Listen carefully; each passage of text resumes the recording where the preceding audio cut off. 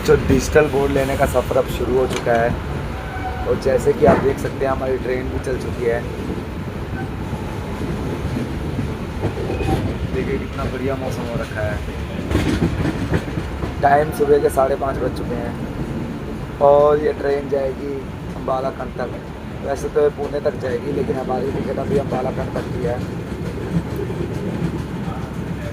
मैंने न्यू दिल्ली तक की टिकट ले रखी थी लेकिन न्यू दिल्ली ये 11:30 बजे पहुंचेगी और जो हमारी दूसरी ट्रेन है वो 11:30 बजे की। इसलिए मुझे ट्रेन चेंज करनी पड़ेगी। अभी यहाँ पे आपको बताता हूँ आगे नेक्स्ट ट्रेन में। अभी मेरी ट्रेन वहाँ से मिस हो चुकी थी अम्बाला कैंट से, तो इस वजह से अभी मेरे को बाहर टैक्सी करके जाना पड़ रहा है। अभी न्यू दिल्ली पहुँचने वाले हैं हम लोग। 1 डेढ़ घंटे में पहुँच जाएंगे। तो ये रही हमारी टैक्सी। तो आपको आगे की खबर मैं न्यू दिल्ली पहुँच के देता हूँ।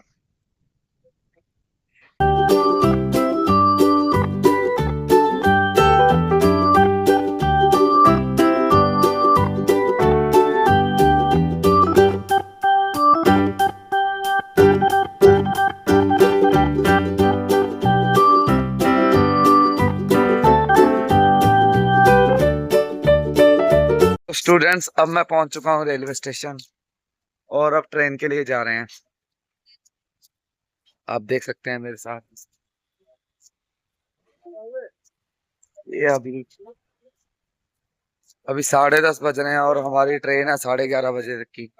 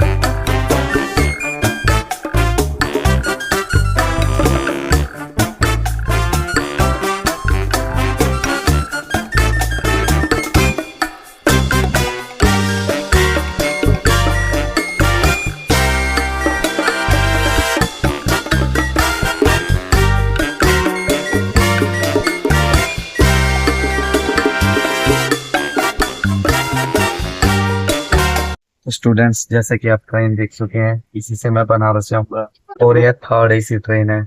इससे पहुंचने के लिए बनारस कम से कम 15-16 घंटे लग जाएंगे। तो आगे की अपडेट मैं आपको देता हूँ। डियर स्टूडेंट्स, जैसे कि आप देख सकते हैं हमारी ट्रेन चल पड़ी है और इससे मैं बनारस तक जाऊंगा। बनारस तक जाने के लिए कम से कम 16-17 घंटे लगेंगे मेरे ख्याल से। तो आप भी मेरे साथ इसका सफर एंजॉय करें।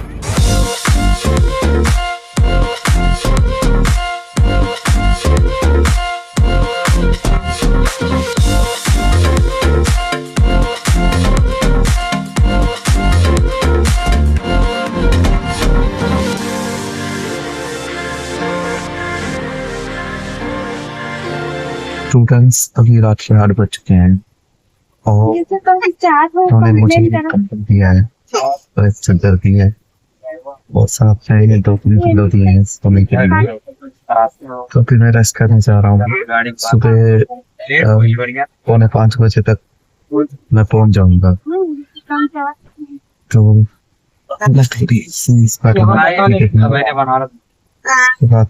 रेस्ट करूँगा। मिलते हैं बनारस।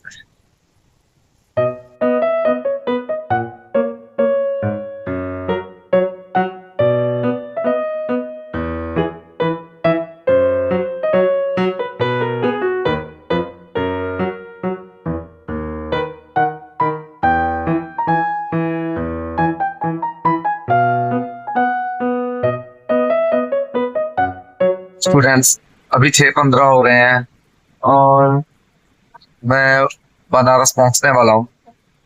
बस एक स्टेशन की दूरी है। अभी आप देख सकते हैं थोड़ी थोड़ी बारिश हो रही है। जैसे जब मैं घर से निकला था उस टाइम पे बारिश थी, सेम बारिश वैसे ही हो रही है। देखिए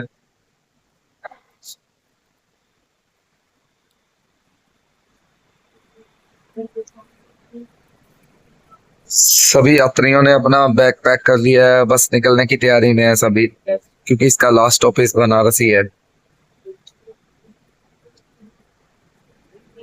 तो आपको मिलता हूँ बनारस पहुंच के। In 150 meters, turn right.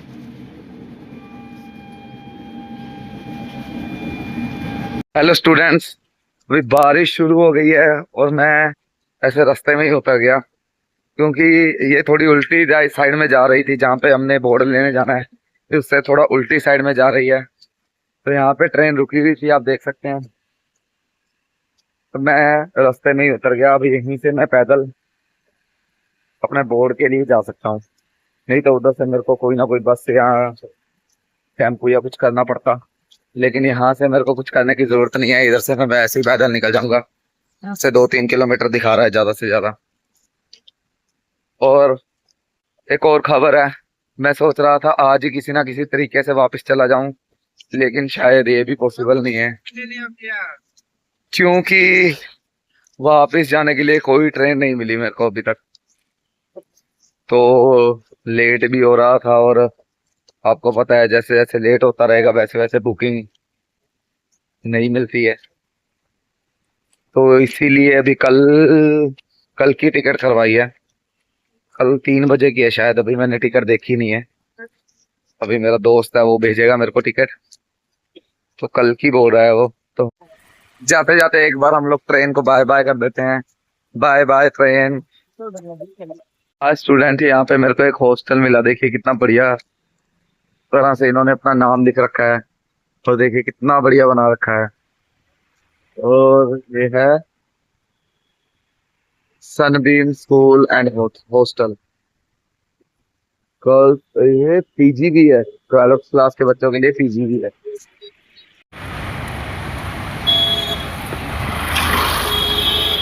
तो अभी मैं यहाँ पे थोड़ी देर के लिए रुका हूँ तो लड्डू खाने के लिए। आप देख सकते हैं एज पर पंजाब साइज थोड़ा छोटा है, प्राइस भी थोड़ा कम है। यहाँ पे मेरे को मिली है 30 रुपए प्लेट।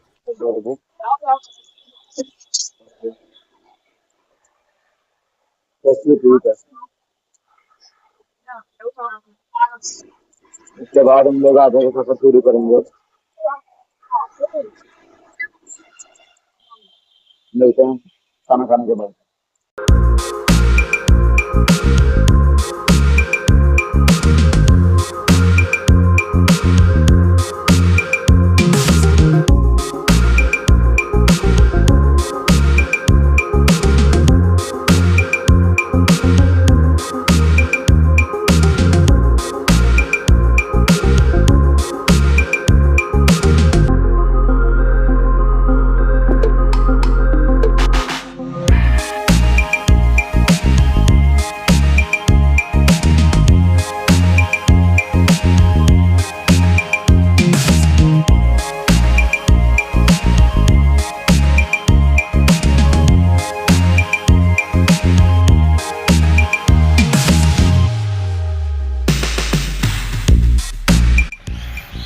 बच्चों मैं आपको एक जगह दिखाता हूँ, देखिए कितनी सुंदर जगह है, लेकिन इसका हाल देखिए हमने क्या कर रखा है। आप और मैंने नहीं, जो यहाँ पे रहने वाले लोग हैं या फिर जो भी ये सब काम कर रहे हैं उन्होंने क्या कर रखा है। देखिए मैं आपको दिखाता हूँ।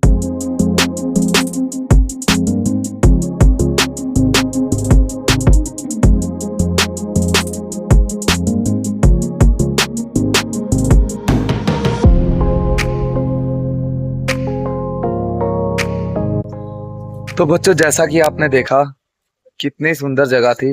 बाहर की कंट्रीज में भी शायद ही इस तरह के बढ़िया से पिलर बना रखे हों, लेकिन कहीं पे पान थूक रखा है, कहीं पे नारियल फेंक रखे हैं और कहीं पे फूल फेंक रखे हैं, प्लास्टिक बोरियां और नदी में भी फूल फेंक रखे हैं। इस हम अभी डेवलप्ड जनरेशन है और हमें सब चीज की नॉलेज है, तो हमें इस चीज की भी नॉलेज होनी चाहिए कि इन सब चीजों से हमारा देश गंदा होता है। इतनी खूबसूरत खूबसूरत जगहें हैं हमारे देश में, लेकिन देश की गलती नहीं है, लोगों की गलती है, क्योंकि हमें रहना नहीं आता। सबसे पहले तो हमें अगर इंडिया को ऊपर लेके जाना है तो सबसे पहले हमें हमें रहना सीखना होगा। कचरे को कचरे वाली जगह पे बैठाना होगा। अभी देखें इस पे कितनी बीमारियां होंगी। कितनी खूबसूरत जगह है, बच्चे आके खेलते होंगे, शाम को घाट पर बैठते होंगे, लेकिन इससे कितनी बीमारियां होंगी उन बच्चों को, क्योंकि बच्चों पे तो पहले असर पड़ता है इन चीजों का।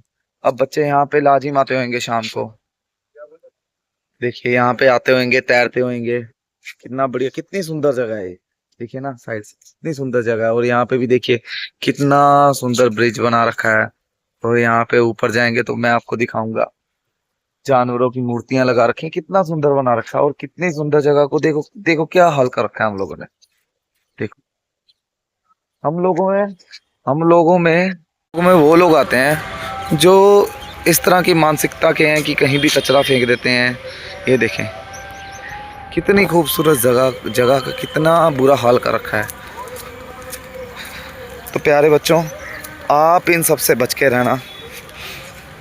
आप हमेशा सफाई रखना, कूड़ा कचरा इधर उधर मत फैलाना। इससे हमारी आगे वाली जनरेशन ख़राब होगी, और जैसे इंडिया को हम लोग ख़राब कर रहे हैं ये और ख़राब होता रहेगा। मूर्तियाँ, इतनी सुंदर सुंदर मूर्तियाँ हैं, वो भी आपको ज़रूर दिखाता हूँ। चलिए।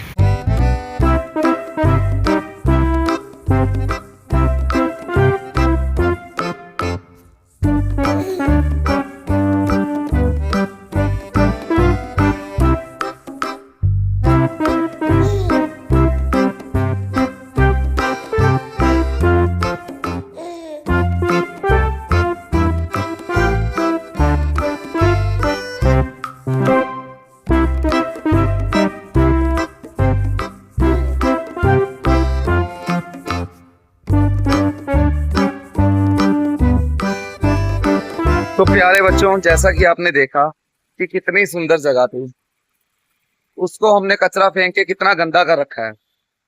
इसी तरह से बच्चों, हमारा स्कूल भी है। स्कूल भी एक बहुत सुंदर जगह है और बहुत खूबसूरत जगह है, और वहां पे हम लोग खाना खाते हैं और वहीं पे कचरा फेंक देते हैं। पानी पीते हैं, आधा पानी पीते हैं, आधा नीचे गिरा देते हैं। तो बच्चों, इन सब चीजों से बच के रहो, और जितना साफ सुथरा हो सके उतना साफ सुथरा अपने स्कूल को रखो और अपने समाज को रखो। यही मेरा आप लोगों के लिए मैसेज है, क्योंकि हमें सबसे ज्यादा जरूरत अभी सफाई की है। तो अपना भी ख्याल रखो और आसपास के लोगों का भी ख्याल रखो।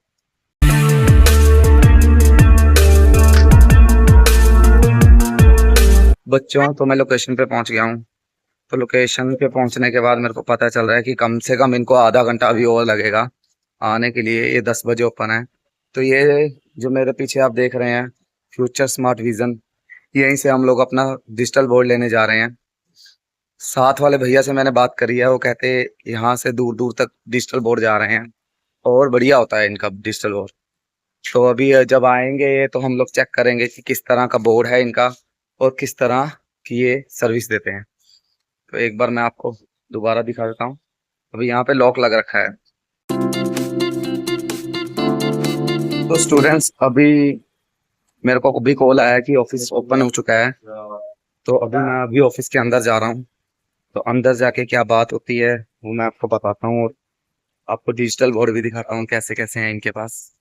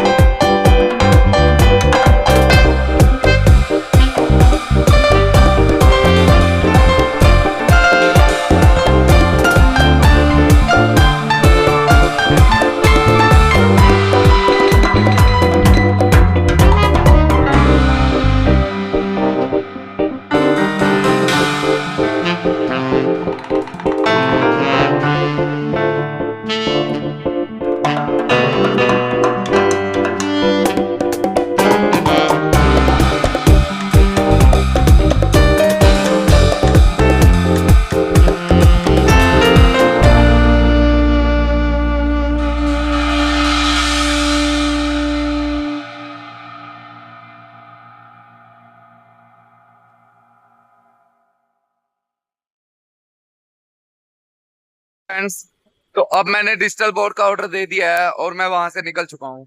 अभी तकरीबन दोपहर के 3 बज चुके हैं और अब मैं जा रहा हूँ वाराणसी जंक्शन रेलवे स्टेशन की तरफ, क्योंकि अब मैं होटल वहीं ढूंढूंगा।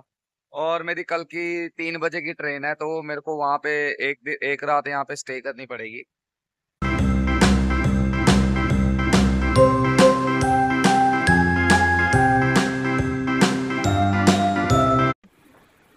हेलो स्टूडेंट्स, अभी मैंने डिजिटल बोर्ड बुक करा दिया है। ये तकरीबन मेरे को 1,90,000 का पड़ा और अभी मैं खाना खाने के लिए आया हूँ। और ये खाना हमारा रेडी हो चुका है।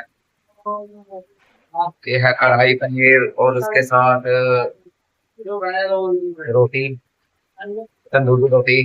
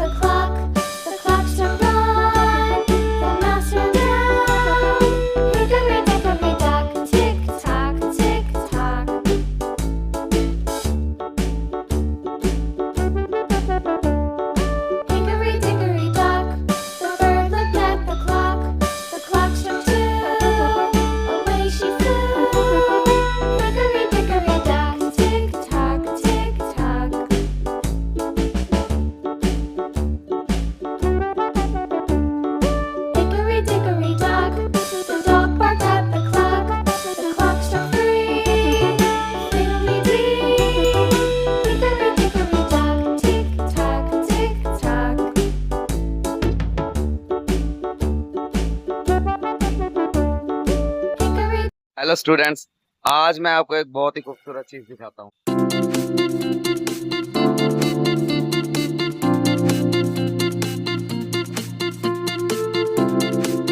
तो स्टूडेंट्स, ये है बुद्धिस्ट टेम्पल सारनाथ, और सुना है यहाँ पे महात्मा बुद्ध को ज्ञान की प्राप्ति हुई थी। तो आज मैं इधर ही विजिट करने आया हूँ। ये देखिए ये जगह।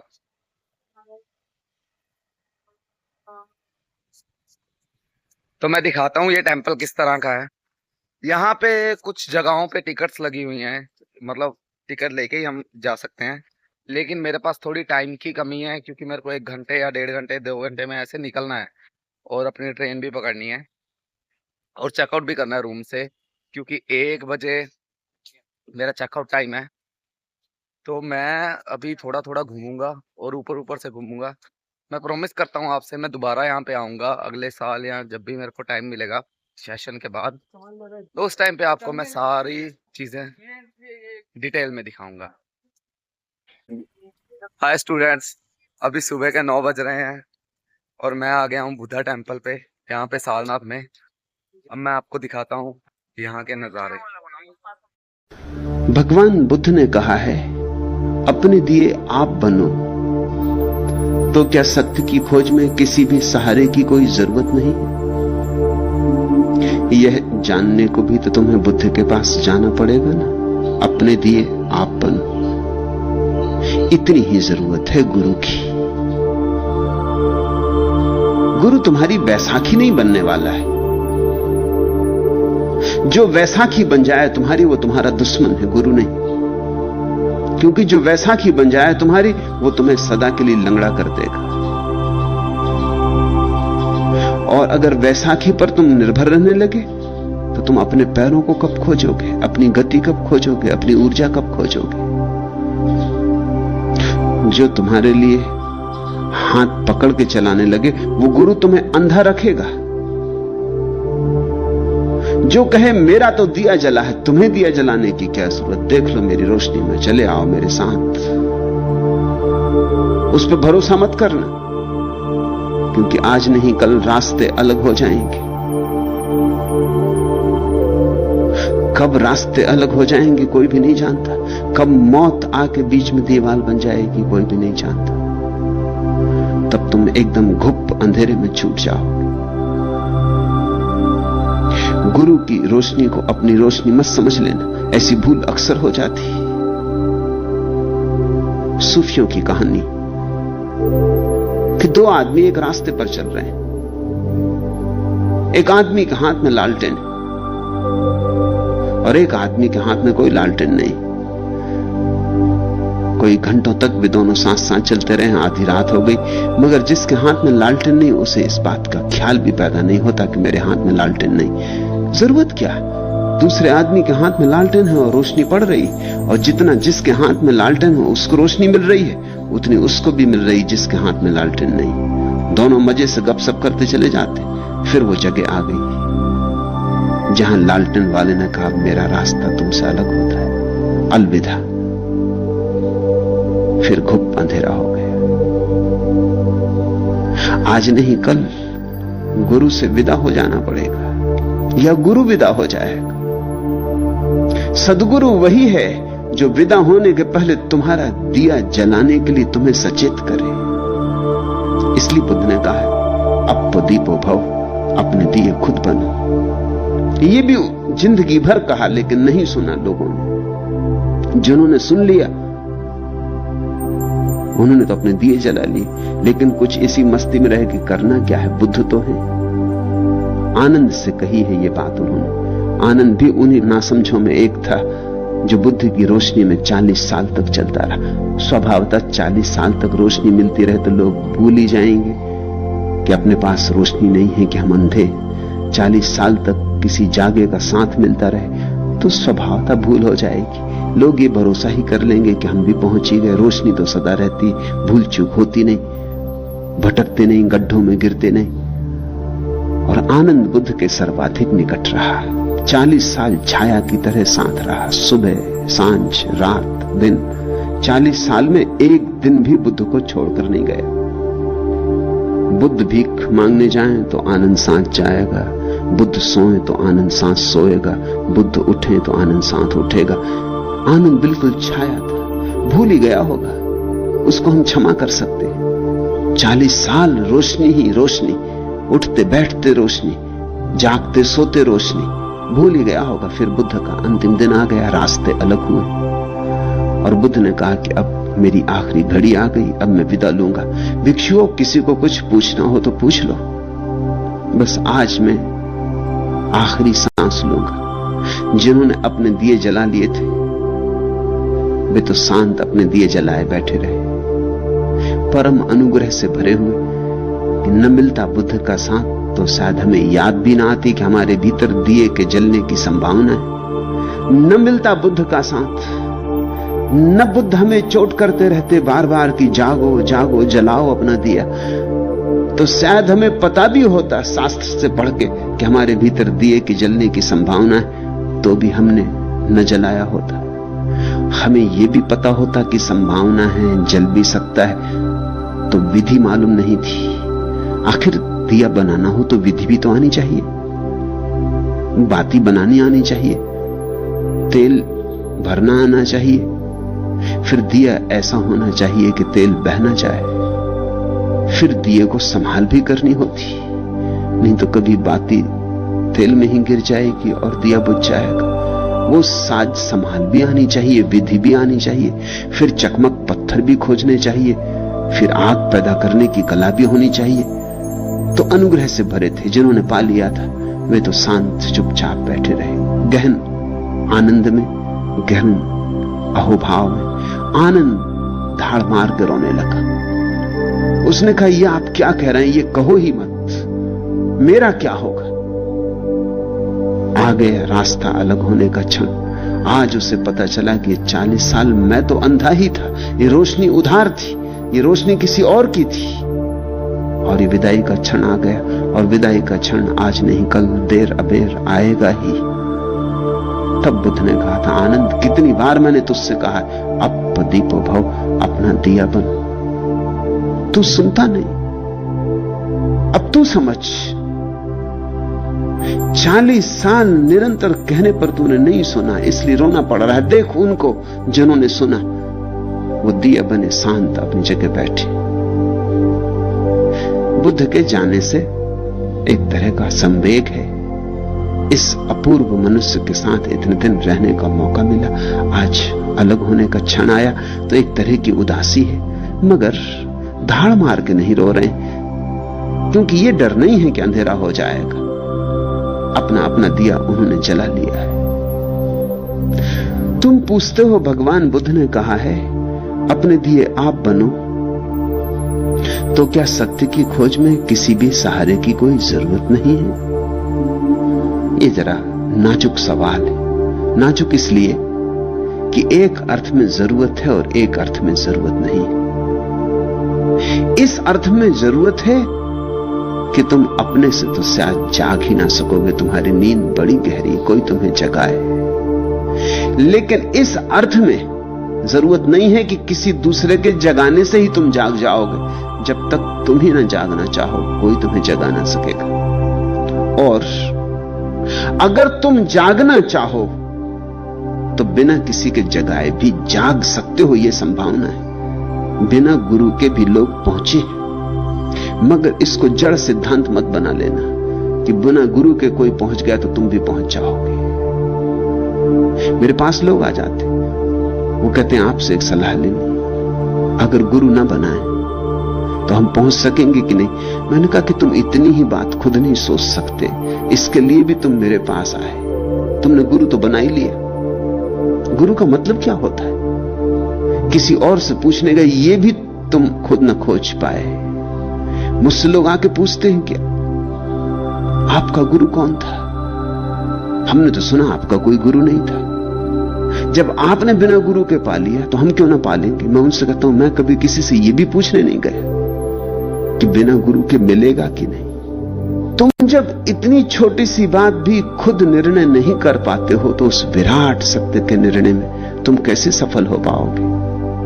तो एक अर्थ में गुरु की जरूरत है और एक अर्थ में जरूरत नहीं है। अगर तुम्हारी अभिप्सा प्रगाढ़ हो तो कोई जरूरत नहीं। लेकिन जरूरत या गैर जरूरत, इसकी समस्या क्यों बनाते हो? जितना मिल सके किसी से ले लो, मगर इतना ध्यान रखो कि दूसरे से लिए हुए पर थोड़े दिन काम चल जाए। अंततः तो अपनी समृद्धि खुद ही खोजनी चाहिए। किसी के कंधे पर सवार होकर थोड़ी देर चल लो, अंततः तो अपने पैरों का बल निर्मित करना ही चाहिए। रास्ता सीधा साफ है। प्रबल प्रयास हो तो अकेले भी पहुंच जाओगे। रास्ता इतना सीधा साफ है कि इस पे किसी के भी साथ की कोई जरूरत नहीं। लेकिन अगर अकेले पहुंचने की हिम्मत न बनती हो तो थोड़े दिन किसी का साथ बना लेना, लेकिन साथ को बंधन मत बना लेना। फिर ऐसा मत कहना कि बिना साथ के हम जाएंगे ही नहीं तो तुम कभी ना पहुंचोगे। क्योंकि सत्य तक तो अंततः अकेले ही पहुंचना होगा। एकांत में ही घटेगी घटना। उस एकांत में तुम्हारा गुरु भी तुम्हारे साथ मौजूद नहीं होगा। गुरु तुम्हें संसार से मुक्त होने में सहयोगी हो सकता है, लेकिन परमात्मा से मिलने में सहयोगी नहीं हो सकता। संसार से छुड़ाने में सहयोगी हो जाएगा। संसार छूट जाए तो फिर तुम्हें एकांत में परमात्मा से मिलना होगा। वह मिलन भीड़ भाड़ में नहीं होता। किस कदर सीधा सहल साफ है यह रास्ता देखो। न किसी साख का साया है, न दीवार की टेक, न किसी आंख की आहट, न किसी चेहरे का शोर, न कोई दाग जहां बैठ के सुस्ताए कोई। दूर तक कोई नहीं, कोई नहीं, कोई नहीं। चंद कदमों के निशान, हां कभी मिलते हैं कहीं। साथ चलते हैं जो कुछ दूर, फकत चंद कदम, और फिर टूट के गिरते हैं ये कहते हुए अपनी तन्हाई लिए आप चलो। तन्हा, अकेले, साथ आए जो यहां कोई नहीं, कोई नहीं। किस कदर सीधा सहल साफ है यह रास्ता देखो। थोड़ी दूर किसी के कदम के साथ चल लो ताकि चलना आ जाए। मंजिल नहीं आती इससे, सिर्फ चलने की कला आती। थोड़ी दूर किसी के पग चिन्हों पर चल लो ताकि पैरों को चलने का अभ्यास हो जाए। इससे मंजिल नहीं आती। मंजिल तो तुम्हारे ही चलने से आएगी, किसी और के चलने से नहीं। निर्भरता से कभी कोई मुक्ति नहीं आती। निर्भरता तो गुलामी का ही एक अच्छा नाम है। निर्भरता तो दास्ता ही है। वो दास्ता की ही दास्तान है, नए ढंग से लिखी गई, नए लफ्जों में, नए शब्दों में, नए रूप रंग से। लेकिन बात वही है। इसलिए कोई सदगुरु तुम्हें गुलाम नहीं बनाता। और जो गुलाम बना ले वहां से भाग जाना। वहां क्षण भर मत रुकना। वहां रुकना खतरनाक है। जो तुम्हें कहे कि मेरे बिना तुम्हारा कुछ भी नहीं होगा, जो कहे मेरे बिना तुम कभी नहीं पहुंच सकोगे, जो कहे मेरे पीछे ही चलते रहना तो ही परमात्मा मिलेगा, नहीं तो चूक जाओगे, ऐसा जो कोई कहता हो उससे बचना। उसे स्वयं भी अभी नहीं मिला है। क्योंकि यदि उसे स्वयं मिला होता तो एक बात उसे साफ हो गई होती कि परमात्मा जब मिलता है, एकांत में मिलता, वहां कोई नहीं होता, कोई दूसरा नहीं होता। उसे परमात्मा तो मिला ही नहीं है, उसने लोगों के शोषण करने का नया ढंग, नई तरकीब ईजाद कर ली। उसने एक जाल ईजाद कर लिया है जिसमें दूसरों की गर्दनें फंस जाएंगी। ऐसा आदमी धार्मिक नहीं है, राजनीतिक है। ऐसा आदमी गुरु नहीं है, नेता है। ऐसा आदमी भीड़ भाड़ को अपने पीछे खड़े करके अहंकार का रस लेना चाहता है। इस आदमी से सावधान रहना। इस आदमी से दूर दूर, इस आदमी के पास मत आना। जो तुमसे कहे कि मेरे बिना परमात्मा नहीं मिलेगा, वो महान से महान असत्य बोल रहा है। क्योंकि परमात्मा उतना ही तुम्हारा है जितना उसका। हां, ये हो सकता है कि तुम जरा लड़खड़ाते हो, वो कम लड़खड़ाता है। जो मेरे पीछे आप आकृति देख रहे हैं, इसे धार्मिक स्तूपा कहते हैं। और इसका नीचे वाला हिस्सा, जैसे कि आप देख सकते हैं, पत्थरों से बना हुआ है और ऊपर वाला हिस्सा ईंटों से बना हुआ है। पहला उपदेश यहीं पर महात्मा बुद्ध ने अपने 5 शिष्यों को दिया था। अभी एक तो समय की कमी है मेरे पास, और यहाँ पे जाने के लिए टिकट भी लग रही है। तो अभी मैं इसको चेकआउट नहीं करूंगा क्योंकि मेरे को 11 बजे जाना भी है, आपको पता ही है। यहाँ से निकलूंगा 11 बजे तो कहीं जाके 1 बजे तक चेकआउट कर पाऊंगा। तो मैं अभी सिर्फ ऊपर ऊपर से घूमने के लिए आया हूँ, समय मेनली समय की कमी के कारण। सो आई प्रॉमिस यू मैं आपको ये जगह जरूर दिखाऊंगा। जैसे कि स्टूडेंट्स आप देख सकते हैं, ये जगह वाकई बहुत खूबसूरत है। बहुत सुंदर सुंदर मूर्तियां बनी हुई है यहाँ पे। और ये देखिए, मेरे को तो ये जगह बहुत पसंद आई स्टूडेंट्स। बहुत ही शांति है यहाँ पे, कोई शोर शराबा नहीं है। अभी बर्गर भी बहुत लजीज था। आप सबको भी विजिट करना चाहिए ज़िंदगी में एक बार यहाँ पे। बहुत खूबसूरत जगह है, बहुत ही।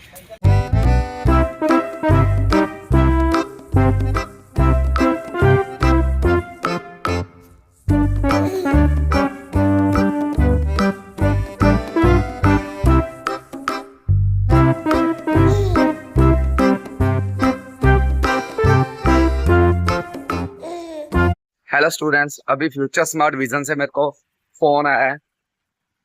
एक्चुअल में इंडिपेंडेंस डे के कारण इन्होंने थोड़े से ऑफर चला रखे थे।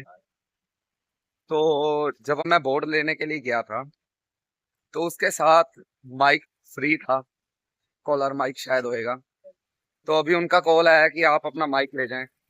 तो मैंने उनको रेलवे स्टेशन के पास बुलाया मिलने के लिए। अभी 20 मिनट में वो पहुंचने वाले हैं, तो मैं उधर ही जा रहा हूँ। अभी आप और मैं वेट करेंगे अपने कॉलर माइक का, जिससे कि मैं और भी बढ़िया क्वालिटी आपको दे सकूंगा और भी बढ़िया हमारा कंटेंट होएगा और भी क्लियर आपको सुनेगा। तो आप भी एक्साइटेड हैं कि सिर्फ मैं ही एक्साइटेड हूँ? चलो।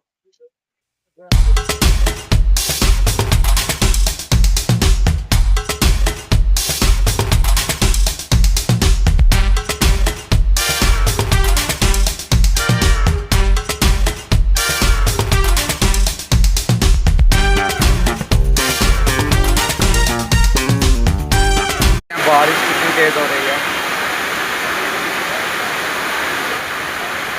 इस वजह से मेरे को नहीं लगता कि वो आएंगे। अभी मैं अंदर जा रहा हूँ।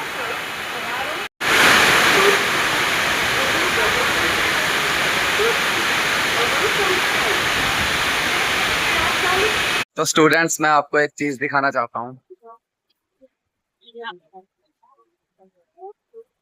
हमें कॉलर माइक मिल गया है और मेरे को नहीं उम्मीद थी कि वो देखे जाएंगे, लेकिन they keep their promise. I appreciate them. और अभी आप देख सकते हैं, जब मैं आया था उस टाइम पे भी बारिश हो रही थी और अब मैं जाने लगा हूँ इस टाइम पे भी बारिश हो रही है। उन्होंने मेरे को माइक पकड़ाया, अब आप देख सकते हैं बारिश भी बहुत स्लो हो गई है। चलें, अभी मैं अपनी ट्रेन ढूंढूंगा और उसके बाद आपको बताता हूँ कि आगे क्या प्रोसेस।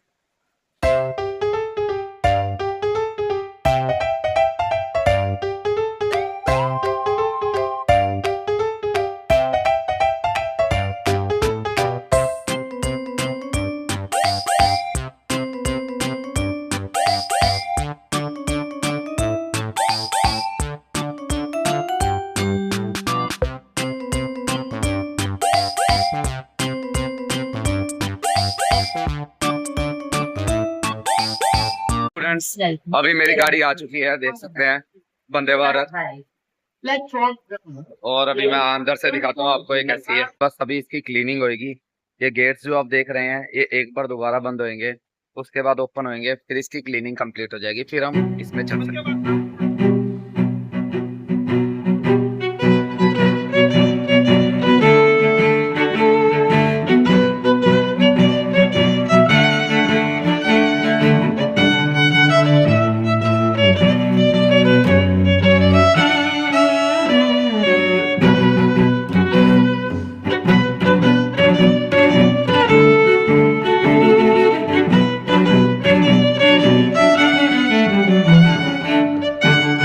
स्टूडेंट्स, चलो अपना माइक ओपन करते हैं।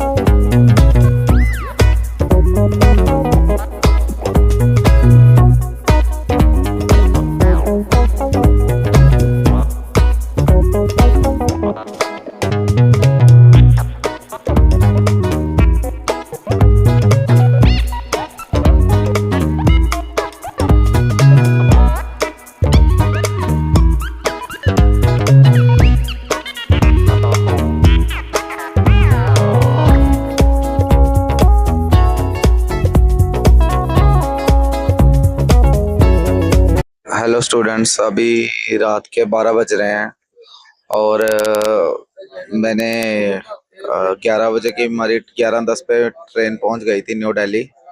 न्यू दिल्ली से मैं वीडियो नहीं बना पाया बिल्कुल अच्छे से, क्योंकि मेरे को जल्दी पहुंचना था, क्योंकि मेट्रो निकल जाती नहीं तो। बिल्कुल टाइम पे ही मेट्रो पकड़ी है मैंने बिल्कुल। और मेट्रो से मैं आया हूँ कश्मीरी गेट, और कश्मीरी गेट से वोल्वो बसेस के ज़रिए मैं जा रहा हूँ मंडी गोविंदगढ़। ये वोल्वो बस की टिकट अगर आप नीचे बैठते हो तो सिटिंग टिकट होती है 800 रुपये की, और अगर आप लेट कर, जैसे कि वो ऊपर बनी हुई हैं वो सीट्स, ये सोकर जाने के लिए हैं, आप देख सकते हैं।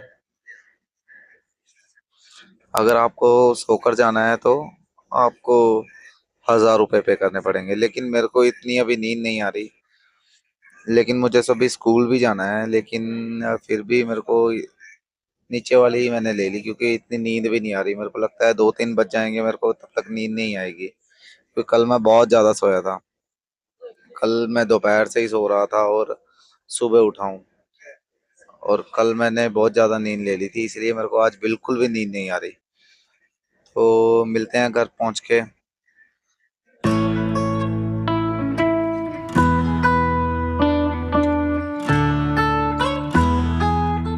अभी सुबह के 5 बज रहे हैं, सभी सो रहे हैं, और मेरा अभी सर अंदर आ गया है। अभी बस आगे चल के मैं नीचे उतरने वाला हूँ और मंडी गोविंदगढ़ पहुंचने वाला हूँ। मुझे बहुत तेज नींद भी आ रही है अभी। अभी